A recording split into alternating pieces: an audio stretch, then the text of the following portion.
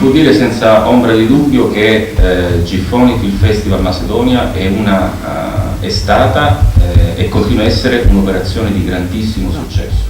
Successo soprattutto per i giovani, per i ragazzi che nel corso degli anni hanno partecipato a questa esperienza che è straordinaria, forse unica nel suo genere. Che le ragazze e i ragazzi, signor ambasciatore, macedoni che sono venuti a Giffoni si sono sempre distinti. Nel piano di sviluppo di Giffoni all'estero, la Macedonia c'è nel piano triennale 2018, 2019, 20 come hub di tutta l'area.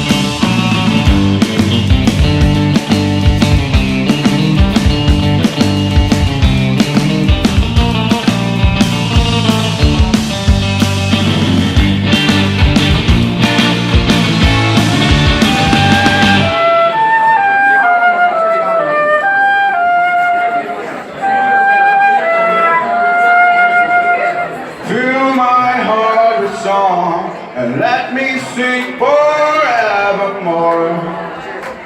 You are all I long for, all I worship and adore.